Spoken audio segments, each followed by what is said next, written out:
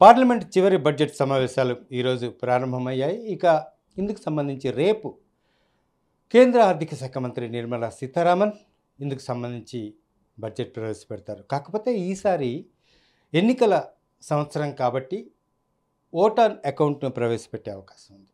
Vote on account అంటే ఏంటి, దీంట్లో ప్రతిపాదనలు ఏ విధంగా ఉంటాయి, ఈ అకౌంట్లో ప్రతిపాదించిన ప్రతిపాదనలు ఫుల్ ఫ్లెడ్జ్డ్ అకౌంట్ బడ్జెట్ ప్రవేశపెట్టినప్పుడు దానికి క్యారీ ఫార్వర్డ్ అవుతాయా, ఇందులోనే రాష్ట్రాలకి కేటాయింపులు ఏ విధంగా ఉంటాయి, అసలు ఉంటాయా ఉండవా తెలుసుకునే ప్రయత్నించుదాం. మన దగ్గర ప్రముఖ ఎడిటర్ మధుసూదన్ ఫణి గారు ఉన్నారు. సార్ నమస్తే అండి.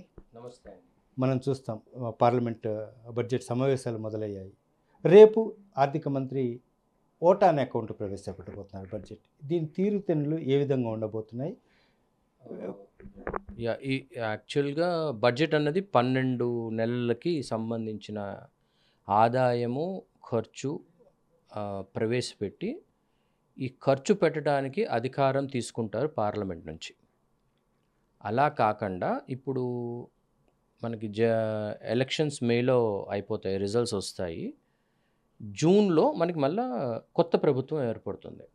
సో కొత్త ప్రభుత్వం ఏర్పడినప్పుడు అప్పుడు మిగిలిన 10 నెలలకి చేయాల్సి వస్తుంది అనమాట. ఓట్ ఆన్ అకౌంట్ అంటే it is essentially for taking approval from parliament for 2 months expenditure. So ఇప్పుడు లాస్ట్ ఇయర్ పాస్ అయిన బడ్జెట్ 31st మార్చి దాకా అధికారం వస్తుంది ప్రభుత్వానికి. ఏప్రిల్ మే నెలల్లో గవర్నమెంట్కి అయ్యే ఖర్చుకి అప్రూవల్ తీసుకోవటం, దాన్ని ఓట్ ఆన్ అకౌంట్ అంటారు. కొన్ని పరిస్థితులలో ఏంటంటే ఇంటరిమ్ బడ్జెట్ అంటారు. ఇంటరిమ్ బడ్జెట్కి ఓట్ ఆన్ అకౌంట్కి తేడా ఏంటంటే interim budget is for 12 months. This is vote on account మటుకు ఓన్లీ 2 monthsకే అధికారం ఇస్తుంది. సో కొత్త ప్రభుత్వం ఎవరు ఏర్పాటు చేసినా కానీ మళ్ళీ జూన్ కన్నా ముందే కొత్త ప్రభుత్వం ఏర్పడిన తర్వాత వాళ్ళు మళ్ళీ full fledged budget for 10 months తీసుకోవాలి. ఒక temporary right to take money and spend. ఎందుకంటే గవర్నమెంట్ ఏది ఆగకూడదు కదా, ఖర్చు ఆగకూడదు కాబట్టి మార్చి దాకా మనకు అధికారం ఉంది. సో ఫిబ్రవరి మార్చికి వెళ్ళిపోతుంది. ఏప్రిల్ మేలో కూడా స్టేటస్ కో కంటిన్యూ చేయడానికే వాళ్ళ అధికారం ఇలా తీసుకుంటారన్నమాట అప్రూవల్. ఓట్ ఆన్ అకౌంట్కి ఇంకొక స్పెషాలిటీ ఏంటంటే ఇది లోక్సభలో పాస్ అయితే సరిపోతుంది, ఇది రాజ్యసభకి వెళ్ళాల్సిన అవసరం లేదు. సో అదొక ఎసెన్షియల్ డిఫరెన్స్. స్టేట్ గవర్నమెంట్స్కి everything will be same, mostly same, ఎంత ఎక్కువ చేంజెస్ ఏమీ ఉండవు. ఓన్లీ 2 monthsకి టెంపరరీ అప్రూవల్ అంతే. ప్రతిపాదనలు ఏ విధంగా ఉంటాయి సార్ రాష్ట్రాలకు? డ్రాస్టిక్ ఏమీ ఉండవండి. ఇప్పుడు దాకా ఎలా జరుగుతుందో అలానే ఉంటుంది. మోస్ట్లీ రాష్ట్రాలకి ఎట్లాగైతే మనకు ఆ జిఎస్టీ ఉన్నాయో వాటికి సపరేట్ కమిటీ ఉంది, అది రిలీజ్ చేసేస్తూనే ఉంటుంది. ఇదేంటంటే కన్సాలిడేటెడ్ ఫండ్ ఆఫ్ ఇండియా అని ఒకటి ఉంటుందండి, దాని నుంచి డబ్బులు తీసుకునే అధికారం అన్నమాట ప్రభుత్వానికి. ఇప్పుడు ఈ బడ్జెట్లో ఓట్ ఆన్ అకౌంట్ బడ్జెట్లో పొందుపరిచిన ప్రతిపాదనలు మీరు అన్నట్టు జూన్లో ఫుల్ ఫ్లెడ్జ్డ్ బడ్జెట్ ప్రవేశపెట్టాడు ప్రభుత్వాలు, కొత్త ప్రభుత్వాలు క్యారీ ఫార్వర్డ్ అవుతాయా? అంటే ఇది అప్రూవల్ తీసుకునేది 2 నెలలకే, 2 నెలలకే, 10 ఏడాదికి తీసుకోరు. మీరు అంటున్నది ఏంటంటే ఇంటరిమ్ బడ్జెట్లో మీరు చెప్పినట్టుగా అది కంటిన్యూ అవడానికి ఆస్కారం ఉంటుంది. ఇక్కడ అలా లేదు, ఓన్లీ 2 monthsకే మీరు ఏది చేసినా మీకు 31st మేకి అయిపోతుంది. సో మళ్ళీ 31st మేకి మళ్ళీ ఇంకో కొత్త బడ్జెట్ పాస్ అయితేనే నెక్స్ట్ అధికారం వస్తుంది. ఓకే, ఈ బడ్జెట్లో ఈ ట్యాక్సేషన్ ఇవన్నీ పెద్దగా ప్రభావం ఏమి ఉండదండి.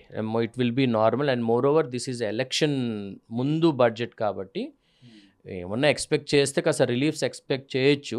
బట్ ఏదన్నా కానీ ఇప్పుడు మన ఇన్కమ్ ట్యాక్స్లో రిలీఫ్ కానీ జిఎస్టీ అయితే మొత్తం మన ఫైనాన్స్ పరిధిలో లేదు, అది సపరేట్ జిఎస్టీ కౌన్సిల్ ఉంది. సో ఇన్కమ్ ట్యాక్స్లో పరిధిలో ఇచ్చిన 2 నెలల్లో మనకి ఏమి ఉండదు కదా, మళ్ళీ ఫుల్ ఫ్లెడ్జ్డ్ బడ్జెట్ వస్తుంది కాబట్టి ఇప్పుడు అంత ఏమి ఉండవు అని చెప్పి నేను అనుకుంటున్నాను. మీరు అన్నారు ఇంతకుముందు కన్సాలిడేటెడ్ ఫండ్ అని, దానికి ఇంత పరిమితి అని ఏమైనా ఉంటుందా, ఇంత వాడుకోవచ్చు ఇంతవరకు అని ఏమైనా ఉంటుందా? ఇప్పుడు అదేనండి, ఈ ఓట్ ఆన్ అకౌంట్లోనే మేము ఎంత వాడుకుంటాము అన్నది నిర్మలా సీతారామన్ గారు ఫైనాన్స్ మినిస్టర్ గారు పెడతారు. దానికి పార్లమెంట్ అప్రూవ్ చేస్తే దాని నుంచి మనం తీసుకునే అధికారం వస్తుంది ప్రభుత్వానికి. ఈ వేరియస్ ఇన్ఫ్రాస్ట్రక్చర్స్ కానీ శాలరీస్ కానీ చాలా ఎక్స్పెండిచర్ ఉంటుంది కదా, అంతా దాని నుంచి అప్పుడు తీసుకునే హక్కు అనమాట ఇది. దీంట్లో ప్రతిపక్షాల నుంచి ఏమైనా చర్చ ఉంటుందా, జస్ట్ పార్లమెంట్ అప్రూవల్ ఉంటే సరిపోతుందా? ప్రతిపక్షాల నుంచి ఏంటంటే వాళ్ళు చెప్తారు, ఏమన్నా ఉంటుందేమో తెలియదు కానీ, బట్ బేసికల్గా ఏంటంటే ప్రెసిడెంట్ గారి స్పీచ్ అవుతుంది కదా, దానికి అగెన్స్ట్గా ఏమన్నా చెప్తే చెప్పొచ్చు. ఇప్పుడు ఓటో ఆన్ అకౌంట్ మీద పెద్ద డిస్కషన్ ఏమి ఉండదని అనుకుంటున్నాను. Thank you sir. అది పరిస్థితి.